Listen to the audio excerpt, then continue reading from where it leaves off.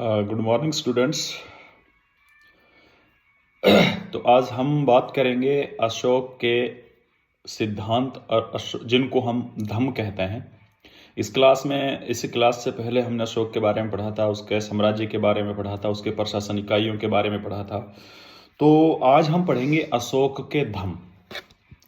Actual में अशोक के जो धम्म थे, अशोक ने अपने प्रशासन में कुछ सिद्धांत बनाए थे और जो सिद्धांत बनाए थे उन्हीं को ही अशोक के धम्म कहा जाता है। और अशोक ने इन सिद्धांतों का प्रचार के लिए कई व्यक्ति, कई अधिकारी नियुक्त किए गए थे जो अशोक के इन सिद्धांतों को, यानी अशोक के इन धम्मों को लोगों तक पहुंचाते थे। और इन लोगों को जो व्यक्ति उन्होंने नियुक्त किए थे, इन्होंने महामत कहा जाता था। इन लोगों को महामत कहा जाता था, जो अशोक ने अपने विचार या धम्मों का प्रचार प्रसार करने के लिए जिन व्यक्तियों को नियुक्त किया था, उन लोगों को महामत नाम दिया गया था। महामत नाम से उनको जाना जाता था। अशोक का मानना था कि जो विचार उन्होंने दिए हैं, यानी अशोक के जो धम्म हैं, उनके अनुसार व्यक्ति उनको फॉलो करेगा तो वो इस संसार में भी और इसके बाद के संसार में भी सुखी रहेगा, यानी वो इसके बाद में संसार, इस मृत्यु के बाद भी अच्छा रहेगा। तो ये अशोक ने अपने सिद्धांत बनाए थे या धम्म बनाए थे, वो लोगों में प्रचार किए थे और फिर इनको कई तरीके थे लोगों तक पहुंचाने के लिए।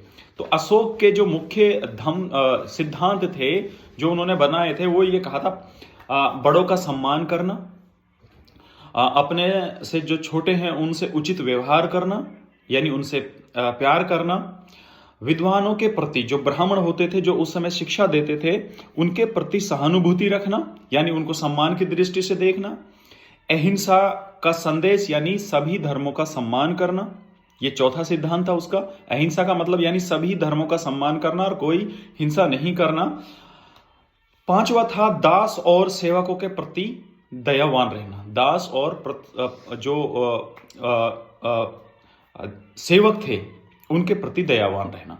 तो ये तो अशोक के धम्म थे, यानी अशोक ने अपने प्रशासन में कुछ सिद्धांत बनाए थे जिनको धम्म के नाम से जाना जाता है। और इन धम्मों को प्रचार करने के लिए जो व्यक्ति उन्होंने नियुक्त किए थे, उनको महामत का नाम दिया जाता था, उनको महामत कहा जाता था। अशोक का मानना था कि जो लोग इनको मानेंगे, इनका आचरण को फॉलो करेंगे, वो व्यक्ति इस संसार में और इसके बाद के संसार में उसका जीवन अच्छा रहेगा। और जो उसके सिद्धांत थे वो 5 सिद्धांत थे, यानी बड़ों का सम्मान करना, बड़ों की इज्जत करना, सत्य बोलना,